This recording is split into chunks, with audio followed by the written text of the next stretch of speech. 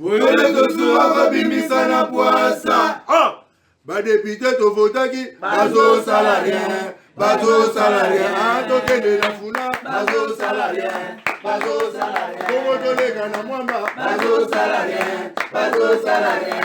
Tokende lukunga bazo. Mikolo yo oyo ko fêter. Fête à mariage ezali.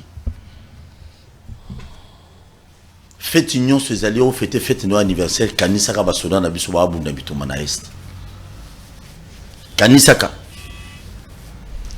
ba soda na biso. O bazo bunda batiki basi na bango bana na bango awa na Kinshasa bango bandimi ko kende ko défendre ekolo. Ozali pasteur na église munene olia mabonza yo moko na mwasi na bana na yo bandimi no to balia eloko te. Kanisa ba soda na biso baza na est. Ozali prophète soi-disant de la nation. Jusque là os prophétiser pour que Nzamba lobini pour bitumba o prophétiser le côté. Bon nous toujours audience okutana bakonzi pour se retrouver. Ozali professeur à l'université na minute ozoluka. Okotsa. Ba corrompre yo pour pesa bana ba point, bana ba mayelete. Mais ozo bossa na ke basoda na biso na est bazo bunda. Ozali enseignant. Ozali enseignant. Ozali enseignant. Kanisaka. Mapinga bazo bunda bituma na est. Faut pas beta petit Kagame wana ba beta biloko. Pas za muke, puis na biso za munene. Donc c'est ça la différence. Yo ozali policier na souciat. Policier na souciat. Ozolu ka be fraction lukuta poliambo. Kanisaka baninga no basoda bazo bunda na est. O balu ka be fraction liambo te. Bozo biloko. Ozali mama, oza mutu ya mama ya wenze oteka na bitula na bwaka nzoto osala mamunyoso l'essentiel ko ozala congolais. Kanisaka FRDC koma bazo bunda bitumba. Batiki basi na baona kankokolo. Batiki na kanseta, batiki na baka ebele, batiki basi na balobi on doit défendre la nation. Yozo sala nyozo kansani ni ponango. Ceux qui biso mo tolingi patrie na bisote ezana mutu a olingi na biso kolote. Na besoin ba service belé ba service anel la sécurité mboko na biso ba FRDC ba généraux ba demia ba union so bozo tala biso ngala pesi no ka mboti mais bo kan sera ba soda biso ba bunda na est atana lo sambo na poko atanga zo fukama po senga nzambe bolimisa masumo salaki na journée kanisaka ko bosa na kotanga ba soda na biso bazana oza ministre ozulu kwa ba dossier ba commission ya ko signer pour que ba investisseur ba il faut payer 10%. Kanisaka ba soda na biso à est. Oza tchele na boulevard na paka juma oza tchele osali sango na nyongo kanisa ba soda na biso babuna na est butika baje mikolo ozo ato lié 3 boules fufulo ata 6 boules lokola modero kanisa ba soda na biso est que balé pour tout sila na ba rwandais kamba moko babanga biso pe libela on a régime fati non te ba congolais ba telemaki ba sangana ki bango nyonso pour que non ba beta biso biloko. On est ba uto bino be bo mumela po bozo na Rwanda bo kote bo beta bango bilo elo neza tozo lobela nini lelo na ba invité na biso eloko ya liboso to lobela eza mutuna na so mituna ya liboso to yeba ba voyage belé tata mokonza mboka sali bon plus de 100 et quelques voyages non so sali soit déjà bon ndé bato bazo loba déjà diplomatie agissante. Parce que diplomatie nous botanini ba Rwandais bango yeyo diplomatie Paul Kagame notre frère. Tozo salanini. To gagner nini na ba voyage chef de l'état. Par rapport à Marmu ya Rwanda ou ntolobi. Chef de l'état moi voit qu'il lobby armée na biso infiltré. Mais yo za tata mokunda mboka so armée infiltré. Pour kanga ba infiltré wana ba Rwandais ba tuti wana qu'est-ce qu'il faut? Bilo to betalelo. Si je ne me trompe pas, Mboma, Ezalina City Moyo Salima, je crois les 4. Le 2. Non, le 2 juin, na Liboso et ambassade à Rwanda. Mais où bien ambassadeur d'Ango, allo balingala bien mais Joe yo pas bengana penelo nizozan. Pourquoi bilo to lobile? Mais il y a pas si peu mawa général, vice-gouverneur, ouais Sud Kivu si je ne me trompe pas. Non. Comme à l'obagi na bato bozo ba machete bozo ba boy poto no beta ba Rwandais to yogi on deba malongolai. voilà bilon na biso ba invité la biso alelo bazaka mibale ba misa tuti maître Pinda azali moko ya ba responsable ya plateforme politique Pinda na biso et ya biso Pinda boni malamu na moni ko zalaki pété dernièrement zo zalaki togangi lelo beto zongi lokolo yezaka malamu dans nazalaki te mena yo Claude babi matia mikono muke ok voilà toyeka masolo ya RDC pour avoir une coloration politique exacte te o mama Congo mama o la moka IDPS o parti allié taria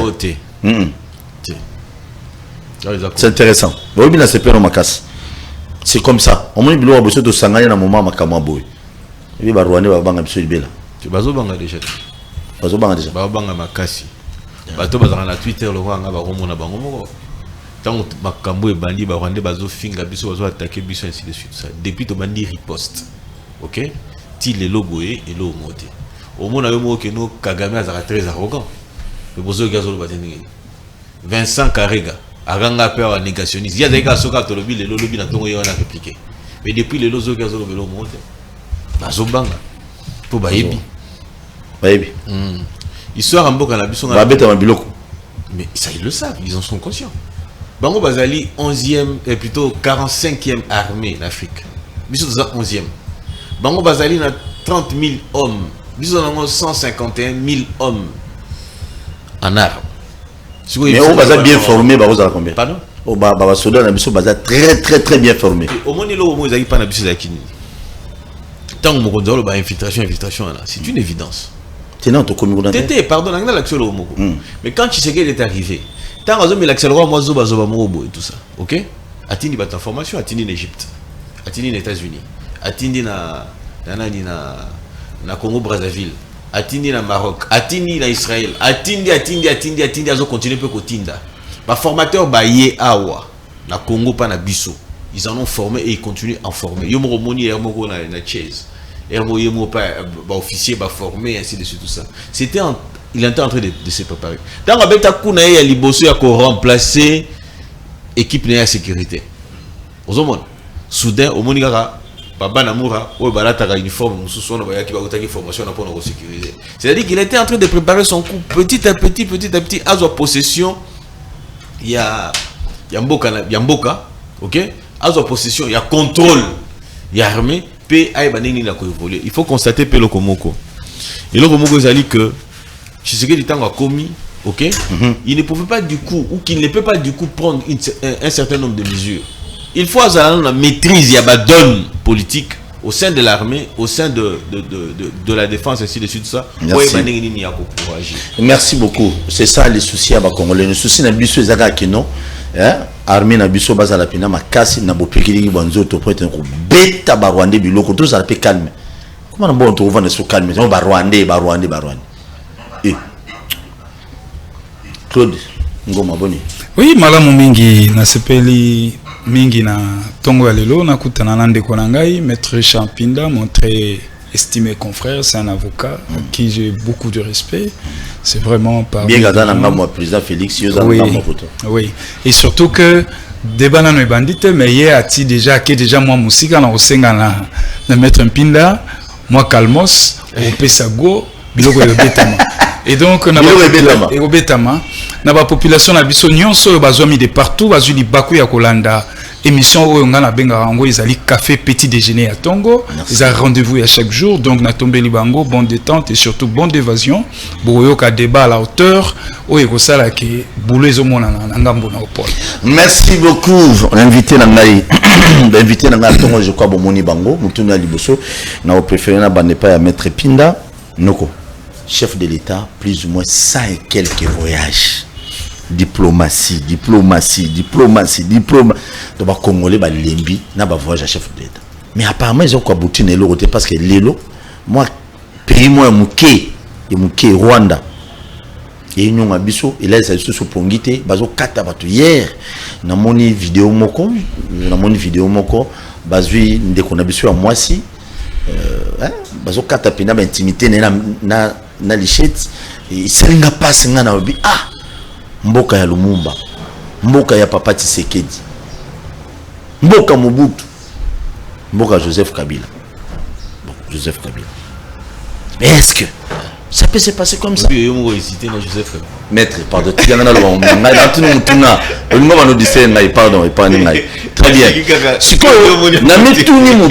Nabi, est-ce que Tozana Mapinga ya soloté? Mais naebi ke basoda na biso. Ndeko. Ba voyage le Kébélé, ba Rwandais tilelo. Bon, bien que Mikolo va doser si comme ba reculer mouké pour se préparer pour avoir beta biso de l'autre peut-être. Ba voyage le Kébélé mais bato belé ba kufi kuna de diplomatie à parmi bomisi bato. Beta bilo kozala. C'est pelato yeba lorsque Tshisekedi arrive au pouvoir position la plus à gagner. OK. C'est-à-dire que Nana comment le premier c'est complètement coupé. CP azo kanga pe bato wana pété. Non, il y a on l'habité, c'est complètement coupé na monde.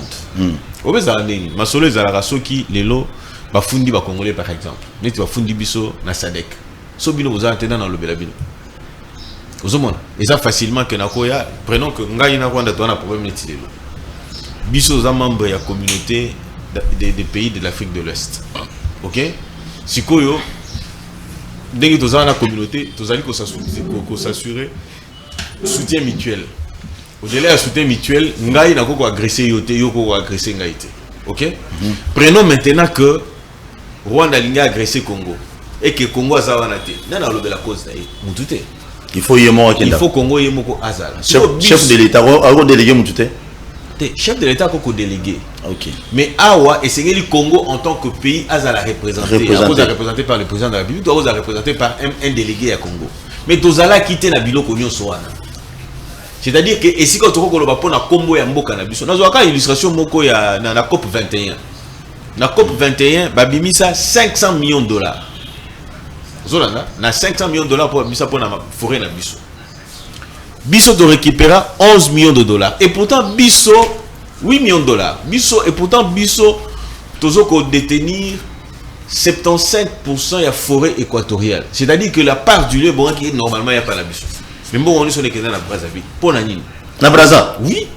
Na Brazza ka mukyo. Na Brazza oui. Yes. Pour Nanini. Beta bilo. Pour mutakenda ki kule zalaki ndundu.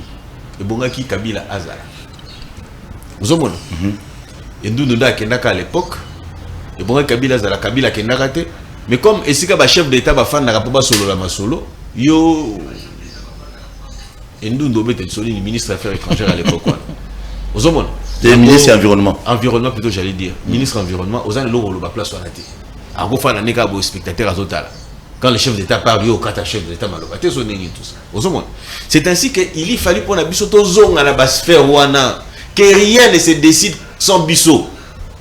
C'est ainsi que Tshisekedi a bimisi d'abord biso na katina gouffre au bachaki biso wana. OK, la gestion calamiteuse auto connaître qui a tout ça li bonito bimi. Oui pour nani ezalaka musée Margaret Albright ako anoganga. C'était Margaret Thatcher. Ako ganga la première ministre UK, il y a Grande-Bretagne, il y a Angleterre. Azo ganga mingi sur le Congo. D'ailleurs, tu sais que l'autre musée Laurent Azo katelanga téléphone. D'ailleurs, c'était un pays terroriste, c'est ceci, c'est cela. Pour la potoza qui fermé na kata biso moko, ba ko sala tiba renverser musée babomiye. Ozomona. Donc il y fallu to zonga na scène internationale, to faire entendre voix na biso. Et loko mususu papa. Est-ce que y dit que na mboko yo ezalaki Rwanda outi mboka na bango Rwanda a traversé Aena Goma, a eu passeport congolais. OK? Accueilli na Libana na conférence moko ba beta masola ba Congo, alobinga na congolais. Maintenant bazo bimisa malobo bazo bimisa na monokone ezako bomisa Congo. Moi j'ai assisté à une conférence pareille en Suisse. Oyoki penza que non, babio non, les Congolais sont là-bas. Au kata ba Congolais otali d'abord otali bon, bande ngona biso ba otane longi na zolo na misu. Le bika lo wa to suwa boy. Otali na simana le bika la Congolais. Non. Otali au moins ce qu'on makambo ya zolo ba contre le Congo, osaki scandalisé. Je me suis levé, j'ai dit non, d'où il sort celui-là? Qui lui a donné mandat? Parce que chez moi, ces choses-là ne sont pas réelles. On est chef d'État, il faut voyager trop. Il y a le président de la République, il faut zongi sambo cannabis sur la scène internationale. Mais bien qu'il y a zongi sa bande cannabis, on doit faire. Je vais en venir. Ok. Nako le belo, nako zolo netelo komoko. Alors, comprendre maintenant le risque au Kagame à Zozwa, même en termes de démographie et de population. Donc, c'est là où il y a le problème. Maintenant, Awa, Namoni, gouvernement, a eu un certain nombre de décisions. On a des décisions conservatoires, parce que bientôt là, Vincent Karega, l'ambassadeur du Rwanda, a Zozonga. Est-ce qu'il y a des Yaki? Ok. C'est ça la diplomatie. Dans un terrain diplomatique, à toute action correspond une réaction.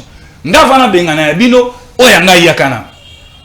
Nakangi frontière, il y a eu un appel sur 24 heures, tu dois quitter le sol.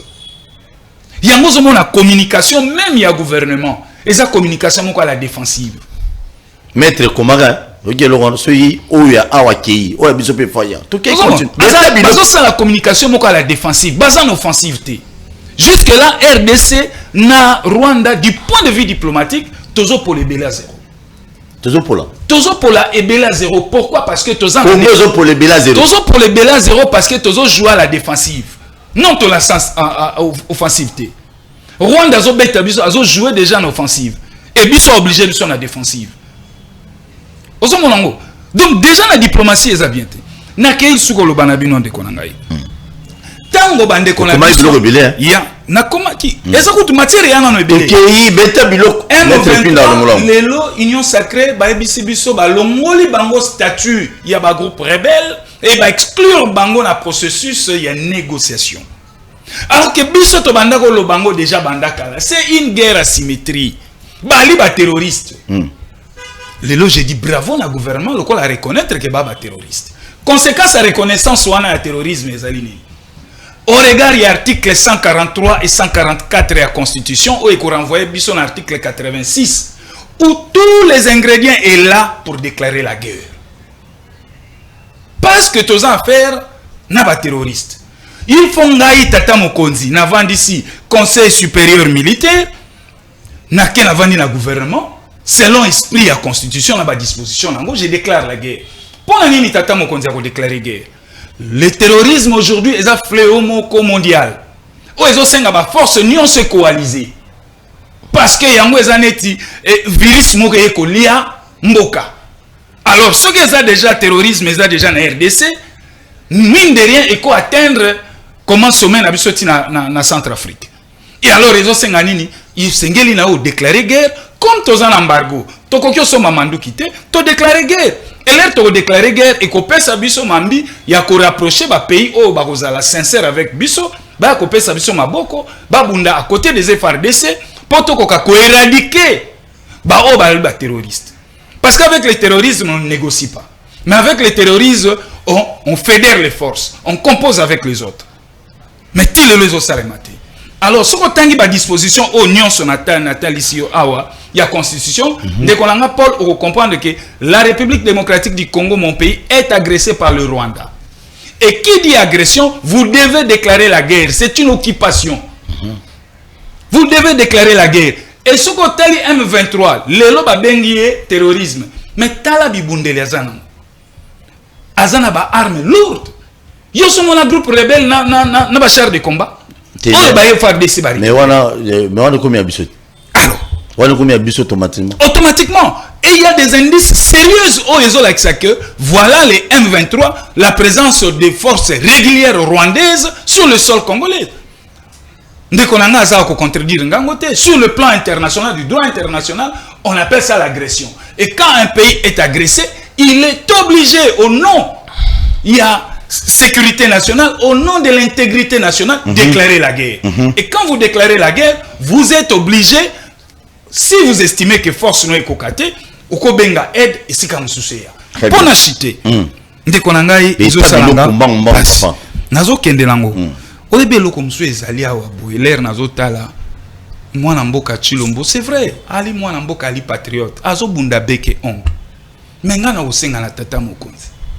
Négociation, respect à l'accord et à la pour les pays faibles. Les pays forts, pour les intérêts à l'accord. Encore frapper quand il faut frapper. Parce qu'il faut sécuriser ses concitoyens. Mais biso le la toile faible et faiblesse ya mboka so ezomonana ezolakisa manque ya leadership soutenu ya mokonzi ya mboka oyo lelo Congo aza nango te. Très bien. oyo lelo Congo aza nango te. Donc ngala kosenga na mwana mboka Tshilombo, le président de la République, a changé fusil d'épaule. Atika ba voyage au wana azokenda. Atika li na 1 année et 7 mois ya fin ya A voyagé souté. A voyagé te atika la wana kati po akoka kotala nini ezoleka na ndako na ngai. Et pour l'armée, il n'est jamais trop tard pour procéder à des réformes. Notre armée mérite d'être auditée et assainie. Très bien. Que nous ayons une armée forte et solide. Toujours. En même temps, général Oana, vice-gouverneur, il y a Sud Kivu, militaire. Nord Kivu. Au monde, il y a parade à Sengaki, on a soda, babi, mutu, zoé, l'eau, nous, c'est sengé, le poteau, il y a bêta bilo. Mais, Nabana, atini, bon, même Nabana, donc, ils ont un civil.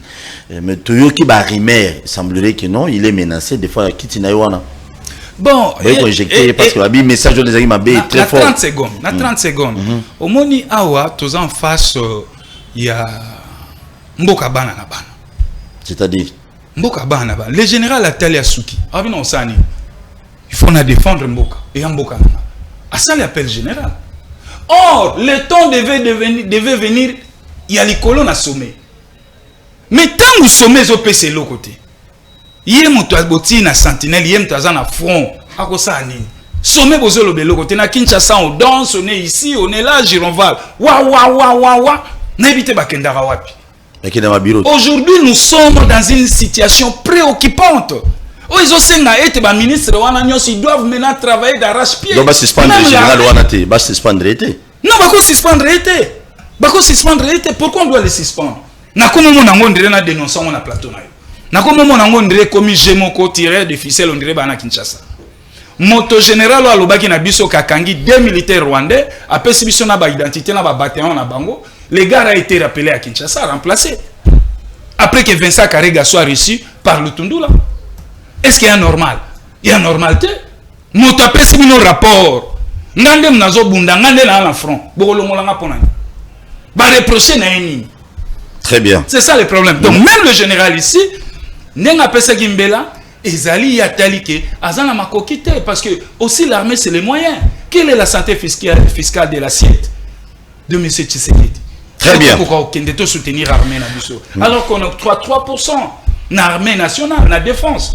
Ça représente quoi ce 7 milliards de dollars? Voilà. Très bien, merci beaucoup. J'ai salué Nekonanga Yves Bouyazana plusieurs makala depuis hier.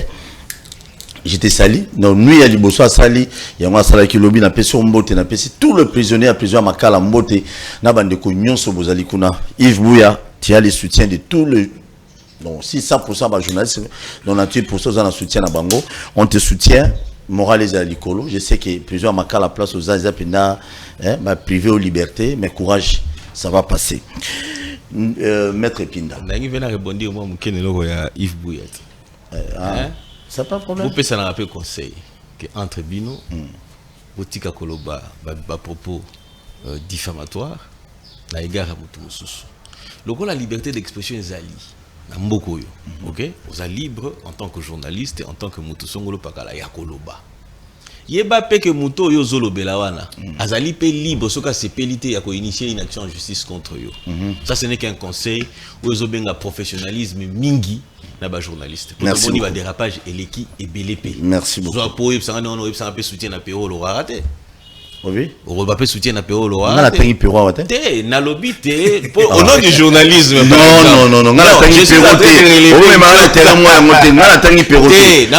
PO d'ailleurs. Comprendre. Non, na comprendre. Mais PO on a la lobakutu. Moi j'avais dit PO analyse belé ça la bien. Mais gire ndé comment mabé. Bon, c'est ça l'avantage avec moi. Toké maramuna nous général wa ba la beta bilo. Na lingina bandana na liboso eloko ya 3% ya budget. As un économiste. Et plutôt en fait, il a fait le droit des affaires, en fait droit économique. Oui, c'est-à-dire que le spécialiste en fiscalité. Spécialiste. Je voudrais acheter un droit économique. Nako zongela eloko ya 3%. Tous à la cas très sérieux tant de makambu ya 3%. 3% ils ont pour na nini la carte budget. Ils allaient soit pour na manduki, soit pour na ainsi de suite. Et là, on se tangami sokoto. Et là, on se tangami santé. Et là, on se tangami salaire. Yambila.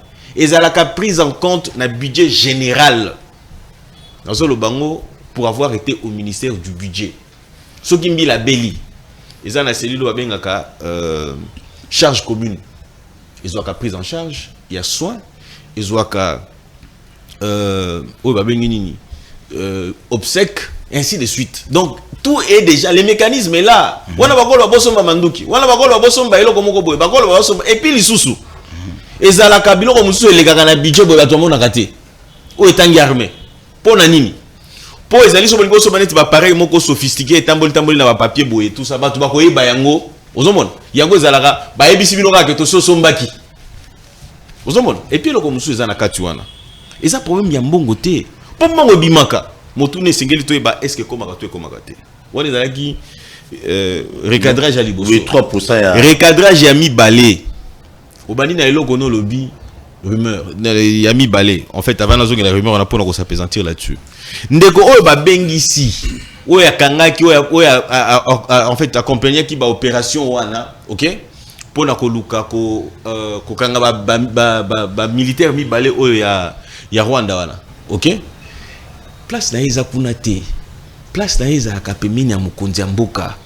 Azali responsable ya ba opération na niveau ya garde républicaine. Quel est l'intérêt aujourd'hui à Kolongolaye place on a comme Mekoto? Parce que nous le disons, nous disons que nous sommes infiltrés. Mais mon frère, est-ce que je peux évoluer? Pardon, est-ce que je peux évoluer? Est-ce que je peux évoluer? C'est Claude, laissez-moi évoluer dans l'accès local. Parce que pardon papa. Il est chargé des opérations. OK? Le logo autant le batolobi que nous sommes infiltrés. Qu'est-ce qui ne dit pas que la sécurité à Mokonzambo Kapé est cause à la problème et que Fissure Ezali? N'est-ce pas que nous devons avoir des personnes qui sont acquis na cause moko ya Congo lokola Tshisekedi pour que va protéger Moutou Azopesa au moins des aboyés. Nous avons fait 18 ans, nous avons toujours connu des problèmes. Obi yata moko tika lokola na Rwanda te. Ce n'est que maintenant que Obi est bimi en pas biso ko na Rwanda. Tout le monde va rendre balela kiot. Que Obi est wuti et que kuna. Mais si ko esengeli que no bateau bazana makalisho na ba batela Moutou Azopesa impulsion wana. Pour Moutou Moussou Kokoya to basali mo coup d'état, basali boyensi dessus tout ça. Il faut protéger celui qui va dans le sens de la République. Ce qui va bien ici au côté, c'est tout à fait normal. Et puis c'est pour l'intérêt de la République. Pour Moutou Azoko, le lobo est tout autant que Makisala. Makisala Lembi. Ah, et si Tshisekedi a lobby, Bosolo Lana Kagame. Tshisekedi a lobby, ce que Zali pour Mabele à Congo et Kokende Ata était ni mon côté. Makisala a Lembi, a lobby na Lorenzo. Bon, le coup est à cadre à Sirgel. Pourquoi? Parce que nous avons atteint un certain niveau où il est inadmissible. À EBCP, je suis prêt à donner ma vie pour na Congo Oyo. Tshisekedi. Alors déjà sur la place publique et il l'a redit. C'est pour dire quoi? C'est pour dire quoi? Détermination à Tshisekedi Wana et Saliboni et Zali accompagnés. Pour l'accès que non, l'intention est la complicité. Mais ce n'est pas le seul général à Bundi Bitumbakunda, c'est le résultat de Malam. Ou bien si côté tout ça. Basso Batikali ou Anao Basali. Tous les gouverneurs militaires na commandant y a opération au Yaza sur place wana. Pour nani to ki ata mususu akufite lokola bauma kufaka. Pour nani to ki te que non mususu akufite lokola Munza Mabe akufaka. Mamadunda akufaki lokola Mamadunda la te. Pourquoi? Parce que bazana détermination bambila, ils sont déterminés ces hommes et femmes. Baza déterminé pour en finir avec le Rwanda. Et la population les accompagne. Et tu as l'émission là qui ça. Hein? Donc on a besoin opposition. Oui, na se pela raming les arabes, les critiques, vous savez pour la proposition. Mais ah, comment bête ma bête? Comment quand tu as jamais plus de parole. Papa toi solo là. Moralement. Et ça m'a préparé moralement. Na vengeli eloko yo ya oyo PCA général. Toyeba eloko moko. Alobi nga na zoka malobo ya bimisi. OK? Général o aloba ina goma ki no bozwa manduki ki bopesa na bana na ba marché. Ba Congo ba flèche. Mais ba flèche mingi bangala, mais bangala baza mingi kuna te. Alobi ba flèche. Toké. Oui, mais on a dit longola zali. Toyeba eloko moko. Que na est de la République tous en a bandé qu'on a biso, ok, banyamulenge. Oyo pona bango za ka prétexte. C'est-à-dire que koloba la bango baza bandé qu'on a biso, ils allaient kolongo la bango prétexte ya kosala bitumba. Ozomona. Lokola Tshisekedi aloba bango na Londres abi ke bawana baza bandé qu'on a biso, c'est-à-dire abuka bango maseke. Ozomona. Po yenda lobi yango te. Pour ce qu'on tali un accord global et inclusif. Au milieu on a raté aspect inclusif on les a nani. Pour accord global les Suba congolais mais inclusif inclure na banani. Inclure na bateau et bazaki na problème ya nationalité. Ozomona. C'est-à-dire qu'il y a kouti. À lobby ouvertement à lobby baza bande konabiso. C'est-à-dire que pour bango M23 et consort problème na ngozali on doit protéger bande konabiso wa nyamulenge. Mais pour protéger nani du moment où bino ozali est-ce que pour na koloba problème ya communauté et sengeli ko keno zomanduki. Ce qui montre que c'est la zomanduki mais yo pour zomanduki. Pour communauté no pesa na problème. Ah tenga communauté na problème. Te yo kalo na olo. Ça bien. Pour ceux qui boye bande konabiso donc communauté nyo so ezana mboko yo. Et sengeli zomanduki pour faire entendre voix na. Est-ce que va problème communautaire to zana ngote? Merci beaucoup. Pardon, si c'est le coordinateur général Orlando le bois. Ok. Prétexte ces alignés. Ce qui batu bazu machette. Ok? Babimi nanzela bake kobunda. So mutabimi nanzela boya bige Rwanda mto attaquer biso. Mais batu bilongi le roi yobo basili nanzela. Tu la yope. Tenga yo kagat. C'est-à-dire que les gars le 2 août. Le 2 août 98. C'est-à-dire que tout celui qui avait cette morphologie-là, accueilli. Maintenant, prétexte, il y a Rwanda, c'est Pelaka pour Rwanda, Kagame, c'est un voyou, un terroriste à la tête d'un pays voyou. Paul Kagame, c'est un voyou, un terroriste à la tête d'un État voyou. Pourquoi je le dis? Pour que les lots insécurité depuis 94 et comme en Rwanda, Kagame qui est à la base de ça. Kagame ne atiraka na avion ya Biarimana a Koufi, ok? Désordre bani la Rwanda. Et puis l'Isusu, BBC aloba biloko wana plus d'une fois que non Kagame azali mutu oyo aboma bande konaye ba tout type aloba que non ba minorité bazali protégée et bazali plutôt ba victime. Alors ici il faut voir encore une chose. C'est-à-dire que lorsque général alobi pose machette bo ke ndoko bunda nango ainsi de suite tout ça population ya romona kaka atali mutuloko mettre ngo bago me victime pas accueilli sikoyo Eric Tiswaka ono ya eloko wana obi Eric Tiswaka bako katema mo ono ya eloko wana nde omoni que gouvernement étant stratège et préventive à lobby non appel au calme autodéfense ezalaté ba interpeller nani général pour lui dire que non discours retenu à Malamouté puisque ça nous met en insécurité. Alongo ici gana été, mouta olongo le pété. Oya olongo la yenga na obimana zela. Po mikolo kutu démocratie au Mosalem. O meki bo bimina zela. Ozo mo la tête avec la kebojel le lobby sous tozongi. Mais la lobby dans ces pays là le bango on doit soutenir vraiment ba FADC na biso lobby na moni ba wewe belé liboso kan kokolo bazo yemba ba kumisa bango va mesala yenga bien ba wewa ata boda be poni na nzela mais longo sala ki baza la poste motivation on doit les motiver même la chaîne à télévision l'évidence à ces jours ezali que nous sommes en guerre. OK? Non déclaré. Pardon? Non déclaré. On n'y va pas ngulungulu. Non, on n'y va pas. C'est bon, toi avancer. Et le koya zolo babi moi na soso ka vimi na nzungu. Hein? Maman na yaza pembe. Elingo lobani. Elingo loba keza na bateau bazo ko linga, OK? Il faut to même au moins bateau va décider rappeler na monde autre. C'est-à-dire que tu veux faire partie de telle structure, tu dans telle structure, tu dans telle structure. Yoka kuto yoki Peter Femme. Oyoki déclaration ça la quitte. Azolo bao soki ezali que soki ezali réellement FDLR azali derrière wana et sengeli pour zone wane kokoma envenimer makambo ça non mais non FDLR azate ah Peter Femme azali un lobbyiste américain Moussa na ezali nini ko plaider ba cause ya batu bochela c'est-à-dire que là Rwanda pas cause à la lien qui a pas le belo kwaninga. C'est-à-dire que nous devons être stratèges. Nous devons être stratèges. Puisque aujourd'hui, qu'est-ce qui manque dans Monisco au Azanabiso? Puisque quand on a tiré sur le militaire, il y a FARDC par le M23, bah tirer na bamoni onizien. Mais il y a une déclaration oni à Saliabou. Avaninien. Ah, Mekate. Et le côté, je suis d'accord quand il dit que Monisco, Bazali Baferiste, Bazalabou, pas de Monisco, no business. No business. C'est-à-dire qu'il démontre à suffisance que bango baza pour ça va faire. Bango kala. Si vous pouvez président Félix Abengana bango. Yo kasiko yo. Monisco ba bengana bango. Yo kasiko yo pour que population abengana, pour que situation ya est et que nimbango mbango. OK? Population singeli a s'impliquer. Population. Au monde net il est là par exemple. Kobimo biso surtout bimi li banda o boye. Surtout dans Twitter, au Facebook, au nini, au télé nini. Hein? Attends, et ça dit que Peter Fram a revenu sur sa position. Vous avez c'est-à-dire que tant que vous tagué, Kagame a bloqué votre belé dans Twitter. Pour chaler les qui. Bah sentir que et puis les Rwandais sur Twitter basaté. Tout le monde oh papa, aujourd'hui les réseaux sociaux ezali forme d'expression moko terrible et bongi na biso to ça to positiver. To capitaliser. Merci beaucoup. Et c'est que les Congolais nga lo bango na lobi. Mo ka to ke na Rwanda. Hein? Et c'est que faire la responsable na siège des Nations Unies. Aux arts na boulevard du 30 juin.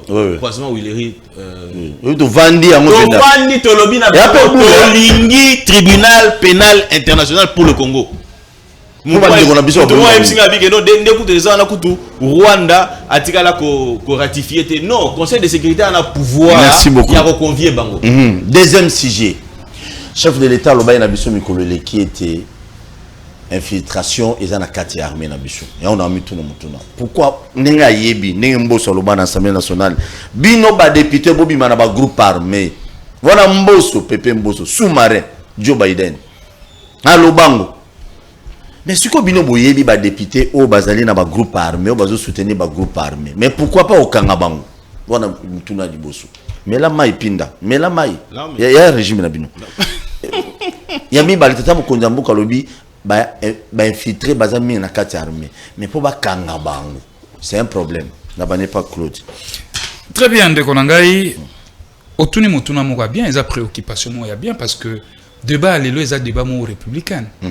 Toya wate pour nangai la muka union pour un nouvel élan tozalia wa o ils ont touché partie est de la République démocratique du Congo, notre patrie, c'est-à-dire Congo mon beza maladie bisonyo se photos à la limison omoni tango ndeko nangai mpinda auti kolobawa likambo ya tribunal pénal international pour le Congo, la RDC.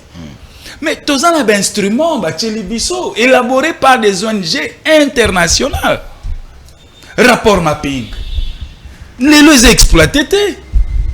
Alors que pour tous le tribunal pénal international, nous avons des démarches à faire. Il y a Liboso Zali qui sculpté à fond le rapport mapping. Il y a mis Balé Zalinini. Il y a dit que toutes les ONG Jean-Claude Katende structure Azado nini bango nyonso il faut bazale sika moko ba fédérer ba force na bango pour peser à l'international. Si nous sommes organisés en interne, la communauté internationale a kofuka maliboso na biso. Rappelez-vous d'un petit pays comme la Grèce, mais qui a arrivé à imposer la civilisation grecque par le monde entier, du fait qu'il était organisé en interne. Donc les ONG binonios bo fédéré ba force na bino. Bo sala makelele. Voilà, on vient encore de nous mettre un cinéaste belge comment Thierry Michel. Auto sala film moko et retracé et documenté même insécurité nion sur est. Le royaume du silence. Alors, nion sur les instruments autosanango. Et nous, les politiques, nous avons aussi l'obligation.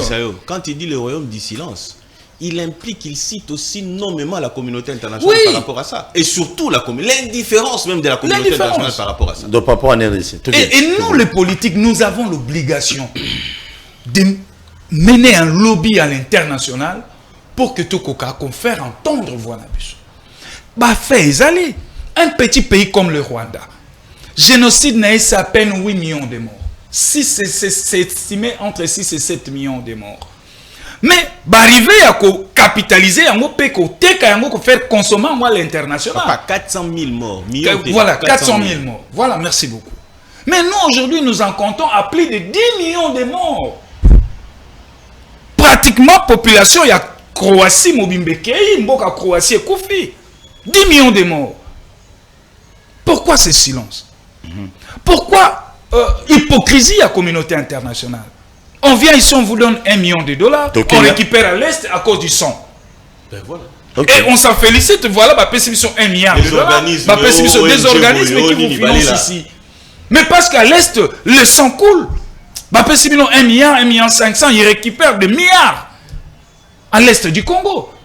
Na priya makila na biso. Est-ce que nous, c'est pour autant que biso ba Congolais, c'est insensible au regard de ça? Moi, j'ai dit non. Ça doit tous nous révolter. Chacun de nous, Congolais, au Salaranini, aux Achayer, aux Anay, tout. Biso nyonso a esengel na biso to soutenir moi na mboka o tozo bengalelo le président de la République. Nation na yazo kenango parce que c'est lui le garant de la nation. C'est lui qui incarne l'unité nationale. Et donc même si moi je suis du bord de l'opposition, mais quand ça touche l'insécurité de mon pays, tous à l'unisson Fotokuta. Très bien. Merci. Merci beaucoup. Infiltration. Oui. Nalingina le belande gona biso boye. Toko bandano infiltration. Oui, infiltration, c'est important, je vais en venir. Oui. Nalingina supporter pour dire ceci. Ba supporter nyonso ya PSG. C'est-à-dire Paris Saint-Germain. Paris Saint-Germain. Na Arsenal et bongi ba boye. Makila ya bandeko na biso oyo Kagame a bomaka. OK? Azwaka mbongo asalaka boni a sponsorisaka ba équipe wana. Ozomona. Ce qui voudrait dire que bomoni même na ba exactement Paris ebele ya équipe aminene bomoni Rwanda Mongo ya Congo. Rwanda is killing. Elingo bakeno Rwanda azo tuer Rwanda is killing in Congo. Elingo bakeno Rwanda azo boma na Congo et puis azu mbongo wana pesi ba parti wana, c'est-à-dire que match ya Paris Saint-Germain na canal sat kotala yango te. Poso kotali yango. Osali comme on dit. Donc vous payez de manière indirecte. Voilà, vous payez de manière indirecte pour Batoua Nabasa la boni ba encourager. Pour continuer ko soutenir banani ba club wana et sengeli ba club wana et renoncer na sponsoring go bazwaka na nani na Rwanda. Des millions, hein? Des millions et des dollars. Et vous takawapi Rwanda soit sa publicité na yemboka kitoko. Mboka malamu, ok? Nzokate c'est un tueur. Il y a Kagame, un terroriste voyou à la tête d'un État voyou. Paul Kagame. Nalingina lo appelo comme sous boya na ndoloba. Omoni na sepeli ne loko ndeko na biso lobi. Quand il s'agit du Congo, coloration ezalité. C'est-à-dire qu'il s'agit du Congo. Pour les loso kinga na zate au moins président Tshisekedi tant que les députés na sénateur on va nous diviser, on va nous créer des guerres, mais si nous ne sommes pas unis et que ça le problème yango esengeli na Congolais. Le président Félix Saïbsa va sénateur. Oui, c'est connu de tout le monde, c'est pas à tout le monde. C'est bon. Alors, ce qui voudrait dire que nous avons la responsabilité à cause la boni. Il y a tous d'un commun accord uni pour nous défendre au Italie, Mabélé Nabiso au Ezali Congo. Nalingina loba et loko ya infiltration tozo loba. Pourquoi le président de la République ne fait encore rien? Tant que tu loba infiltration, sur la plupart ya bateau bazali prétendument infiltré, ezakaka elongi morphologie wala. Et ba Rwandais. Voilà. Comme général Mombo longi. Voilà. Sikoyo po eloko tant to loba bongo ban Facebook et Mikolo na ba WhatsApp groupe WhatsApp ba cha bilongi belé. Oui. Bon, bilongi belé kaka ningi wana. Quand il y a des gens qui sont mais il y a des gens qui sont bango. Mais si quoi, ba Congolais, mais yoka siko et loko moko sengeli place na kosala keba. Tu sais que di pas ko keningulu ngulu te. Posoka ke ngulu ngulu o alongoli bango sali boy tout ça les prétextes, l'excuse ça sera lequel? Ozo combattre ba minorité. Kaka ndongo lobite na kati ya nzungu wana soso ka vimbi mama na ya pembeni. Ce qui voudrait dire que ezala bateau bazozela gouvernement tu sais que de ça la faut pas. Pourquoi soyez loko wana ba loba que non tala mutu oyo azo combattre ba minorité. Oromona olobi Boris Johnson a lobby à Gangi. Lobo Royoka bandeko ya Bill Clinton et consort bagangi. Pourquoi? Parce que baza na kati ya ku bango ba bénéficiaka na désordre o ezalaka na kati ya Congo. Yango il faut y aller stratégiquement. Et aussi il faut se le dire. À un moment donné to bona ki mingi baganga ya tout ça. Batina ka biso na retraite avant même stratégie. C'est-à-dire il faut qu'on longola bango ndambu. Voilà, un bon nombre de généraux il y a morphologie wana bazaki nini batini bango na salle bazana nini na retraite. Donc ça dit que Tshisekedi c'est un stratège. Il y va quand tout le monde il a pris son temps. Abeni Kagame mon frère. Non mon frère, maman c'est non mon frère. Non oui c'est notre frère africain. Quand est là on a le biboit. Mais Fatia les gars. Oui Fatia les gars non. Ah pour yo Kabila quoi. Au moins d'être Zalia.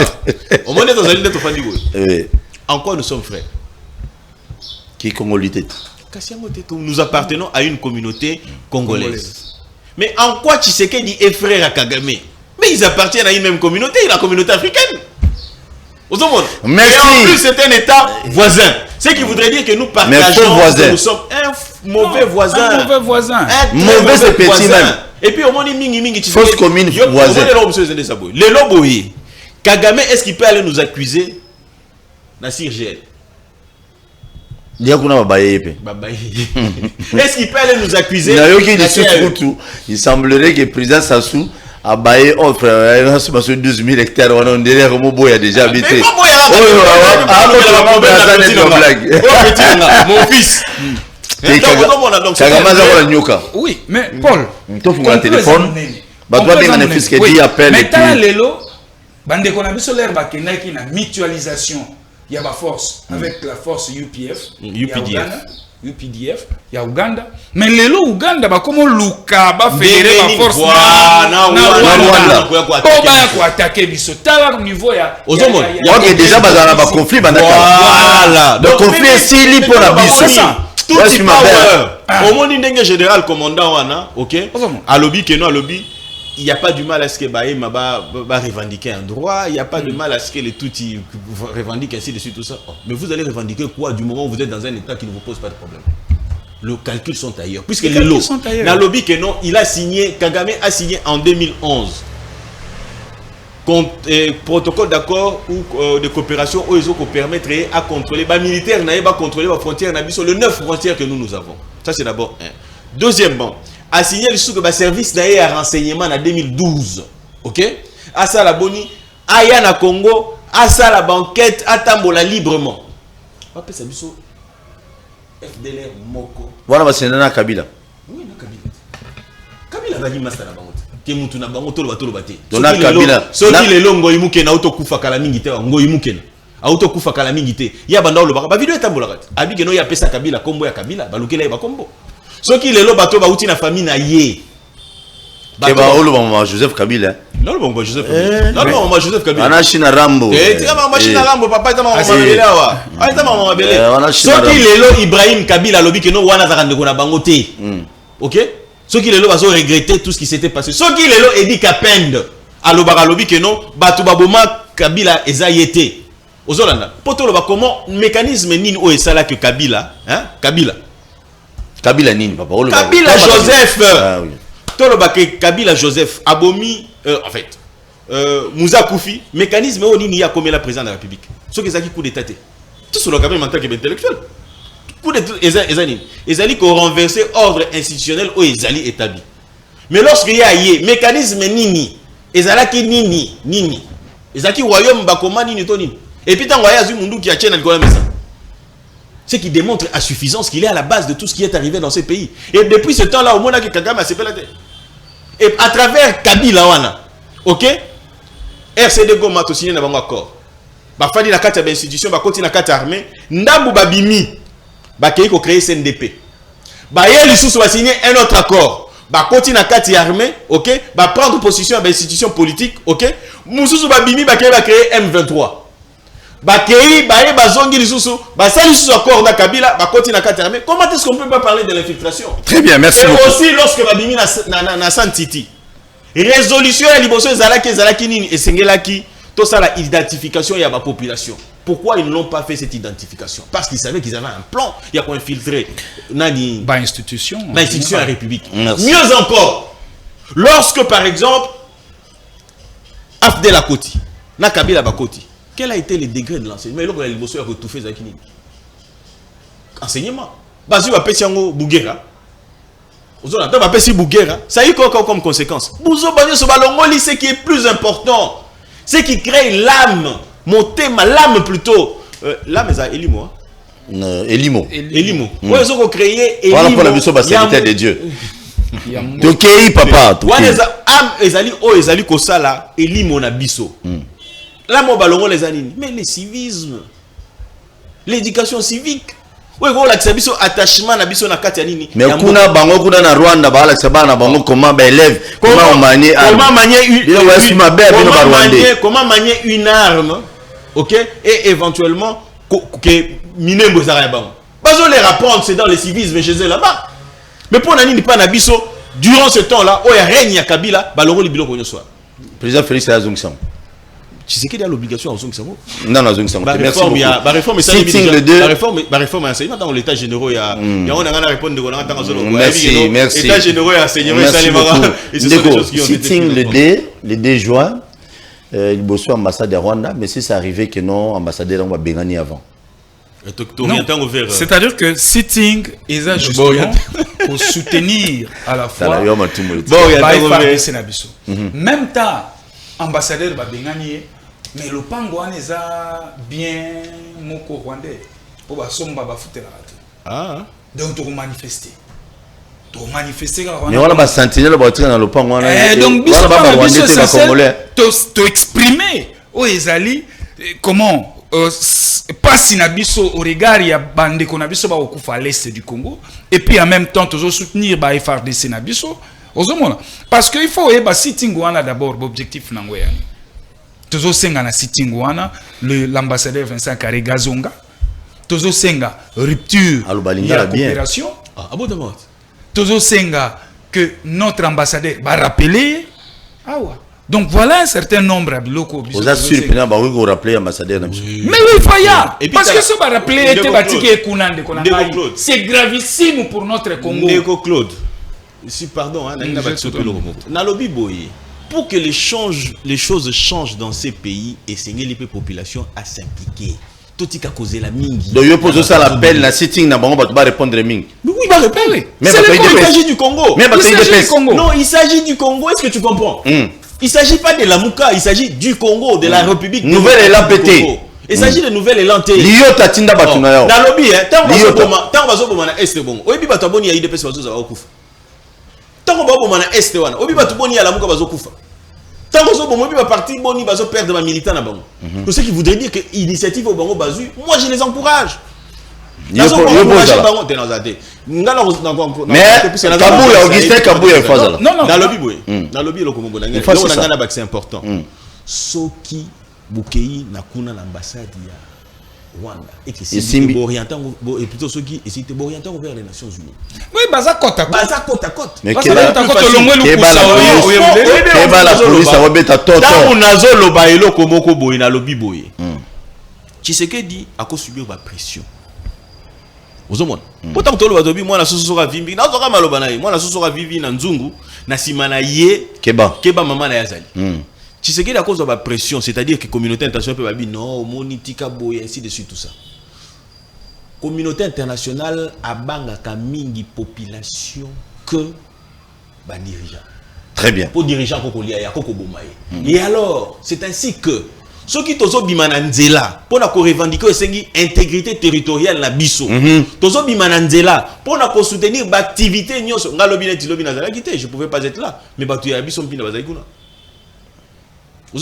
ce qui voudrait dire que mais faut là Daniel Safo wa mutu ngai olala pour la députation na kuna na Soudan pour na Congo total boke ndolala kuna bombe mabitoko kuna liboso ambassade d'Afrique ya Rwanda beta bilo wa suka lelo bolimi s'appelle les athées désolé tu appelles toto communier na té moni to to ba ma sécurité mboka zo tu appelle on est donc appel jeudi les 2 à partir il y a 9h nazo rappeler population nyonso boya massivement IDPS PPRD parti politique nouvelle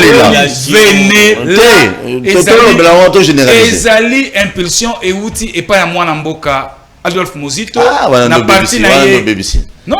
Et Claude, c'est comme on peut dire ben ici Batouana, c'est-à-dire ah ouais, faut faire démarche. Est-ce que moi tika on ngoko tanga bon.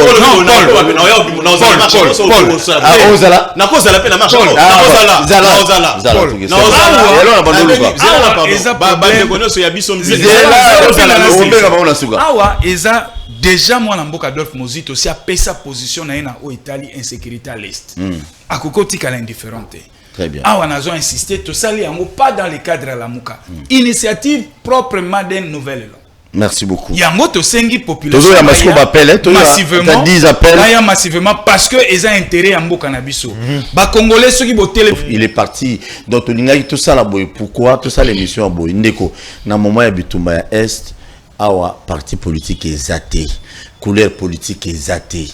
Onga leader. Ya onenga na mituna mutuna. Bino bato bano réclamer ba siège na cour constitutionnelle. Bolali libanda. Vous êtes où? C'est maintenant qu'il faut que nous la kuna.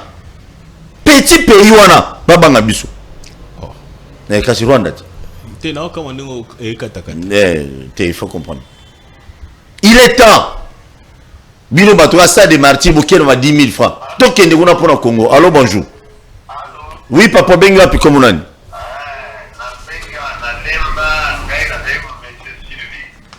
Papa Sylvie Beta Biloko.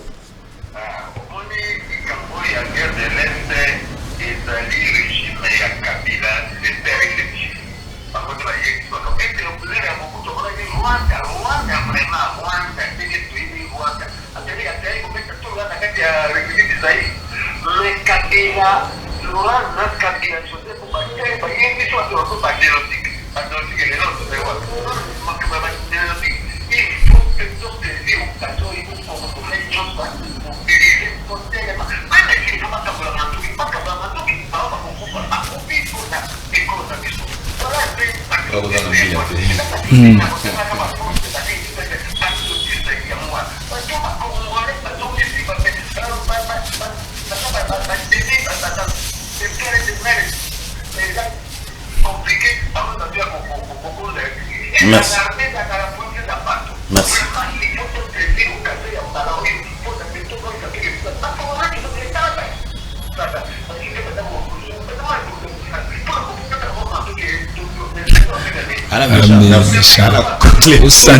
Merci. Non, merci. Merci papa. Courage. Tu as déterminé Barwande Bafouka Melabiso. Merci papa. Merci. Barwande faut Bafouka Melabiso. Si vous avez une banque, vous avez déjà population fâchée. Parce que on est en train de Mahambo. Rwanda pena ba dominer biso ba boy. Na bataka munene na président Félix. Ndé pesa na espoir au gagner bitumba wana. Président na bango za muke wa biso ngamba mobali bongo bino sa ba géo Rwanda. Allô bonjour. Allô. Obengi biso comme on a ndeko. J'ai dit OK, merci Joël. Beta Bilo. Il faut que nous là liboso ambassade d'Afrique ya Rwanda. Beta Bilo.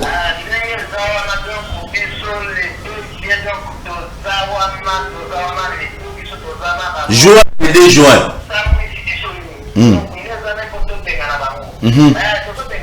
Donc, Bakini.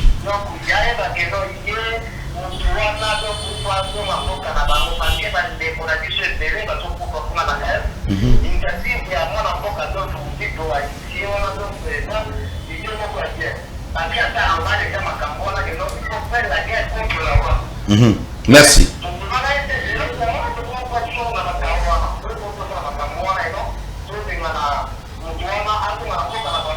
Ambassadeur. Merci beaucoup. Merci beaucoup. Bon, moi, on est dans cette émission, on a souvent interprété par Bakonjo, non? La chaîne est dans merci beaucoup. La population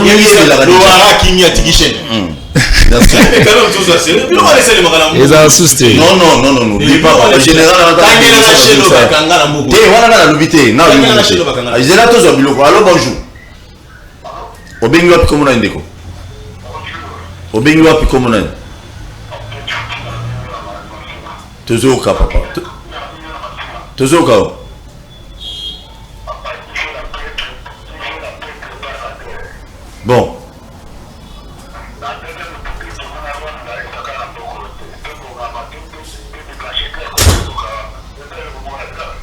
bakonzi bayoki.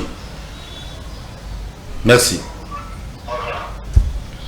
Oui, que je crois dans 98, tant que tu es na est, oui, ba volonté de bakenaki belé. Voilà. Et bakenaki belé. Na bina roza la pe na keboui major. Et chef à troupe na est. Bon bilor ba Rwanda ba rezo. Allô, bonjour. Oui, papa benga puis comme on a dit.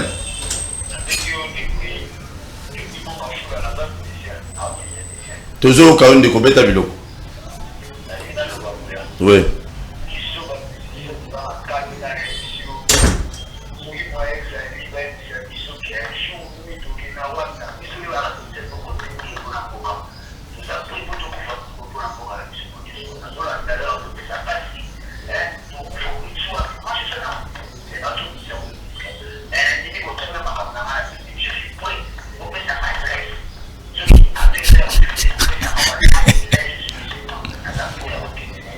Merci.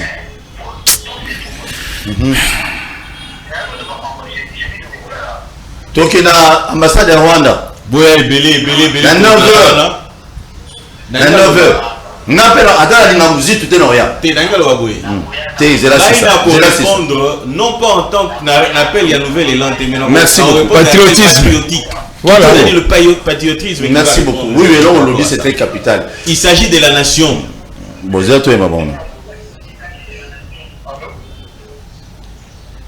Allô? Oh. Oui, papa. Beta biloko bengi wapi comme on.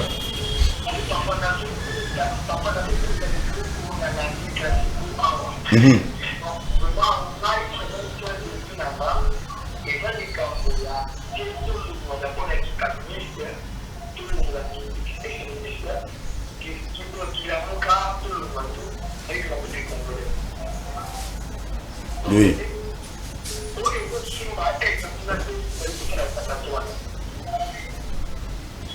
Très bien.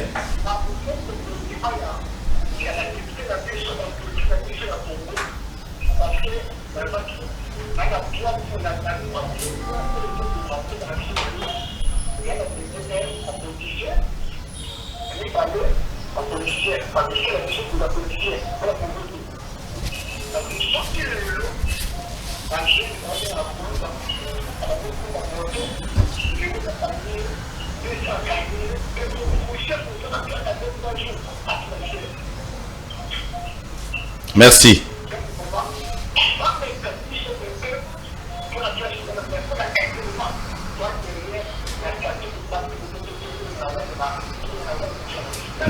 Merci. Très bien. Merci. Et bon, on a dans 6 heures. La 6e mission. Allô, bonjour. Obengi biswat comment on a dit papa? Obengi. Wapi? Toujours au cas où. Tchambu ne tombera jamais.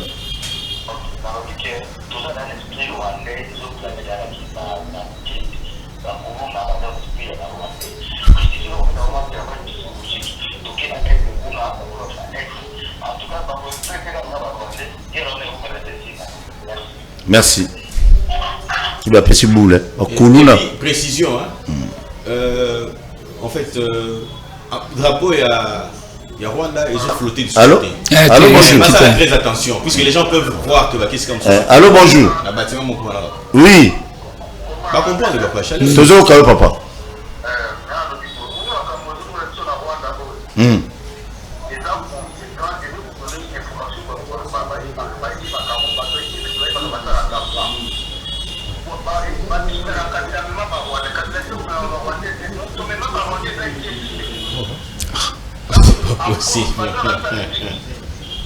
Nego, s'il vous plaît, débat sous un lelo. Nakatio, désolé. Tout ça, non, s'il vous plaît. Non, s'il vous plaît.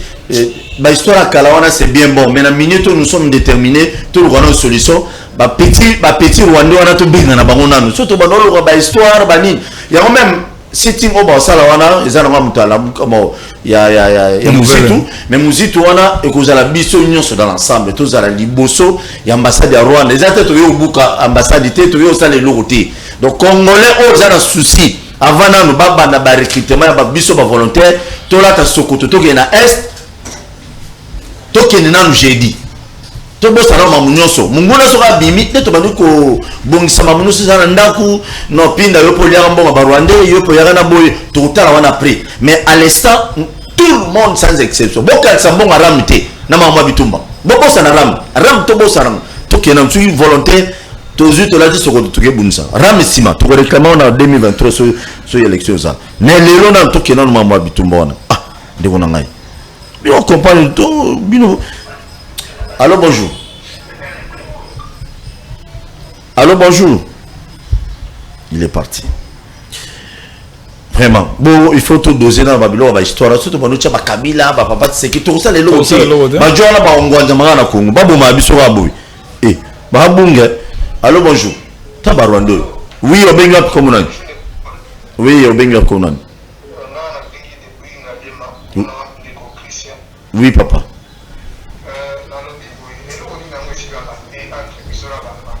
Mbalo est aussi là.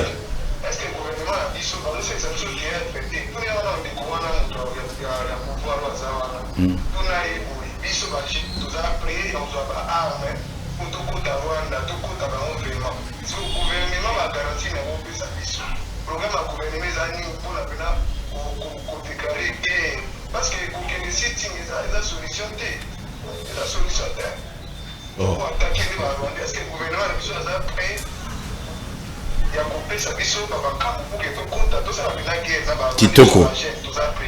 Merci beaucoup. À quoi répondre les binoeurs? Merci. Mais sitting quand même c'est important. Pourtant, on ne connaît pas la bango. T'es saloté. On répondre. Mais et vous allez bien. Tant que ambassadeur on a mon qui a politesse na ya loba wana. Na minute au bateau là tout caresser bango souté. Allô bonjour. Caresser Rwanda ou diplomatie. Allô bonjour. Ah diplomatie. Allô bonjour. Té nanina mabete diplomatie surtout diplomatie la minute on a Rwanda. Non, il faut tout deux ans maintenant. Pour dans ces qui montent malamu qui crétinité à chef de l'État ba Rwanda ba ça na biso. Ko yimo muboya. Poutine na Félix Tshisekedi. Sous Canadio. Allô bonjour. Obengi wapi komonani? Komonani ndeko. Tozoka.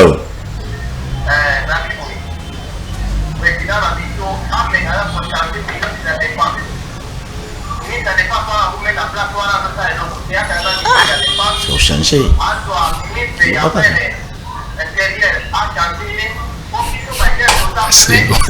C'est l'eau.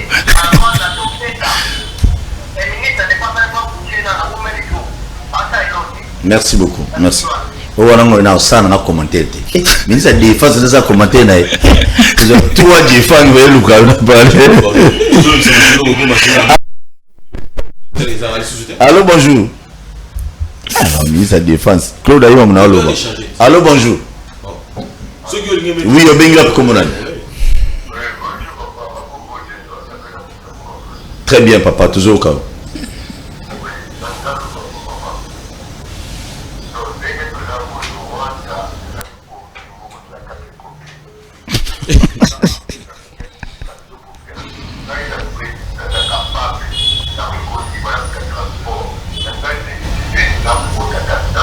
Bon. Oh. Namabo.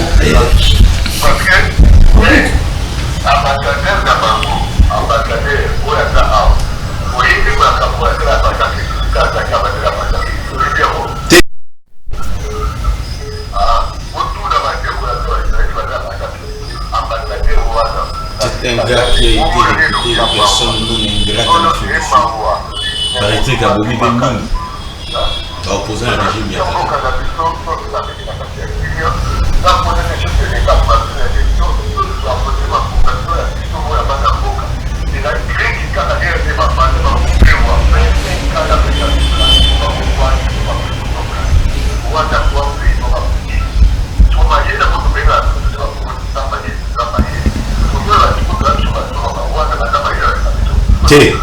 Monsieur Bitamaï, merci.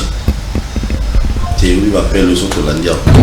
J'ai dit un grand merci à Batoutou. J'ai apprécié Ndona Claude. Ngoma merci. Apprécié Maître Pinda merci. Théo Lobamingi. Bon, on a combo à TNT, la combo à Bitumba Est, ça va. Ndimi mabaki kino bunda na Rwanda tala makofi. Mais tu mets la makofi. Teme bango vela Kagame wana kayo ndungo za kabari. Aza biloko bokoko. Na ninga black té. Na lingina lo liboso ezali d'abord appel na ça. Na bengi membre nyonso ya biso mpinda awana ki. Comme na ba pe ba libanda.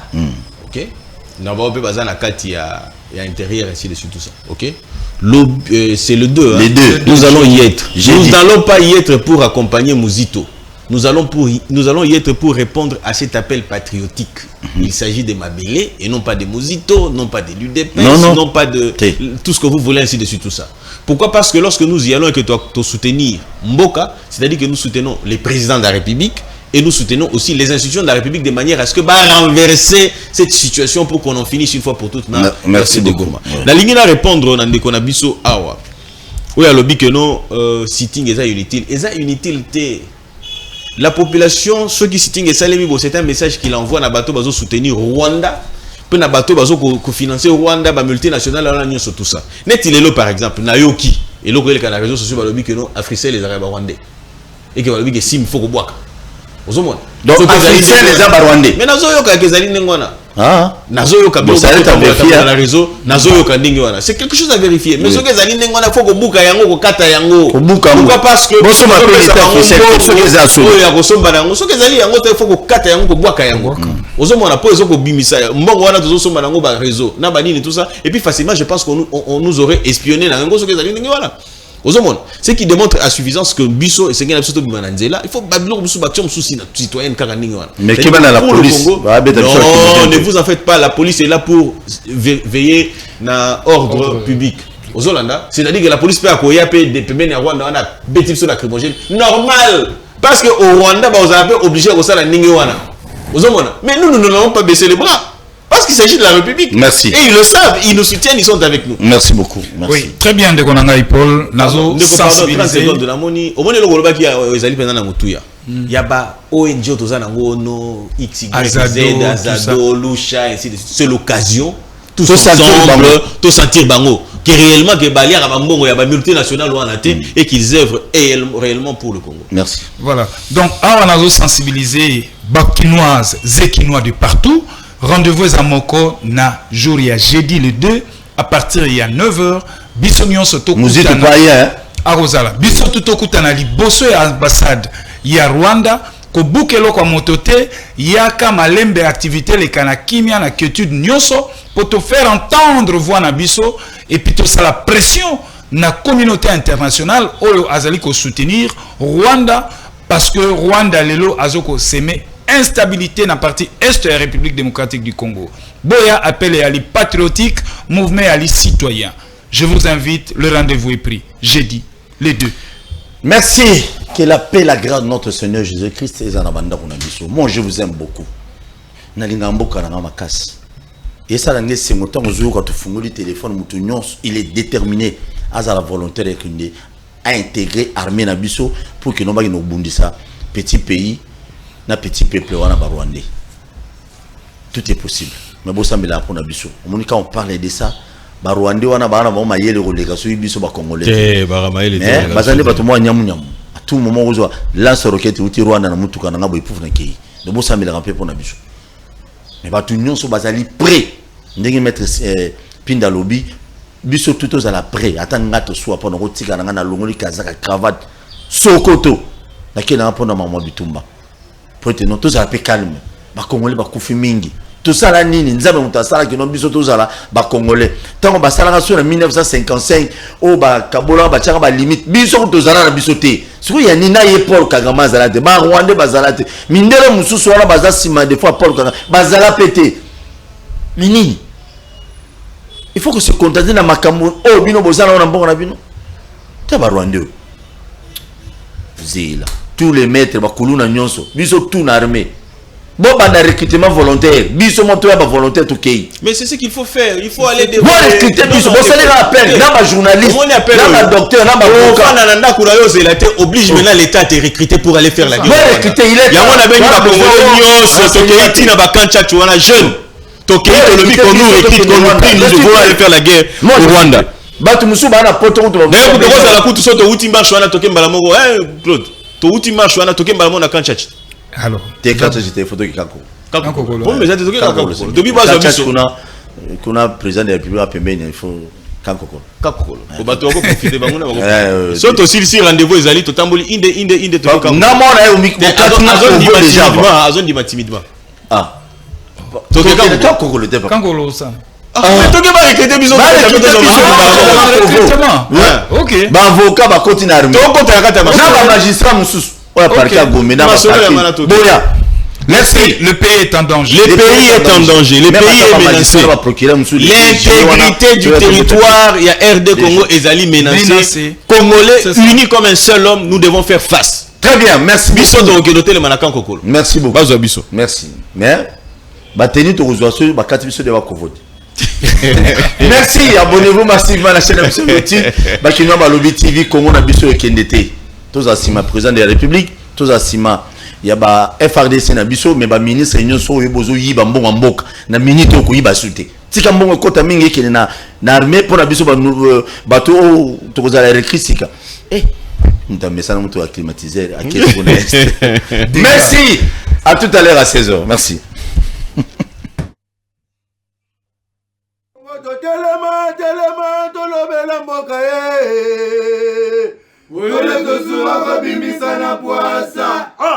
Badépité to votaki bazo salarien tokende na funa bazo salarien Kongo toleka na mwamba bazo salarien tokende lukunga bazo salarien na maboko kuna bibembe bazo salarien